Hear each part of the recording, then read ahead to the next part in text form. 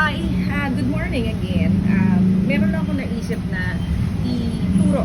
Which is, ito alam na naman nato ng ibang na opera. Pero ako kasi nung time na nagsisimula ako, meron akong tinatawag na fear. Fear na igalaw yung mga braso ko at katawan. So, feeling ko na may naiipit talaga dito sa parte ng braso ko. So again, ako yung ilang porsyento na binaybi ko yung pain at binaybi ko yung pag-angat-angat. Ibig sabihin, masyado kong prinotektahan yung arm ko.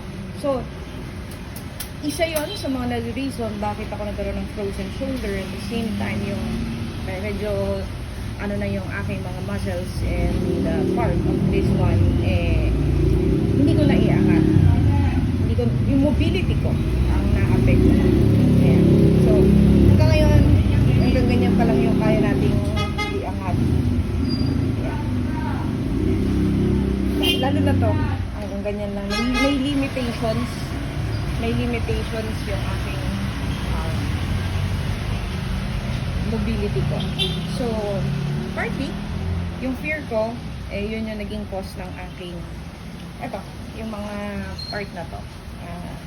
Kaya, i-share ko lang yung paano i-exercise yung kamay pagkatapos operahan.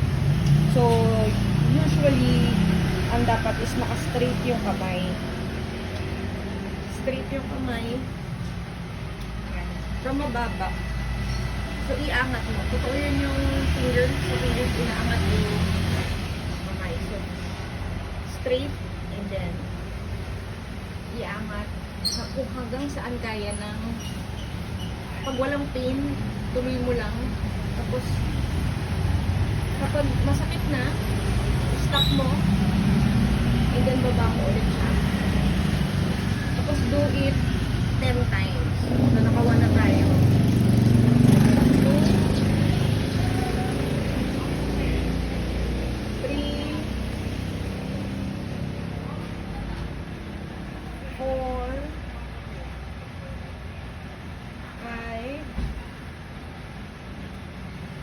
6.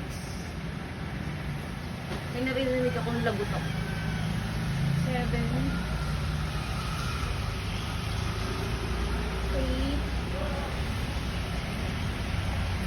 9. 10. So after that, meron ulit sa side naman. Ganun din, straight lang dapat. Straight kung hanggang saan kaya. So, 10 ulit dito kung hanggang saan kaya. 1, 2,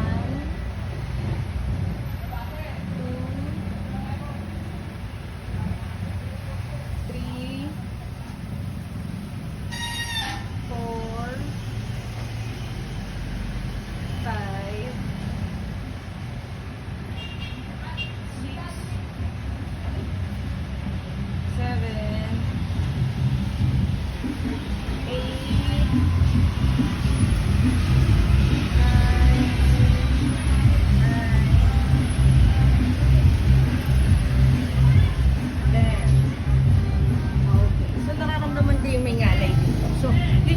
pwede nyo gawin sa mga kaka-opera pa lang and may mga frozen shoulder. So, try nyo lang and then hope it helps. Thank you!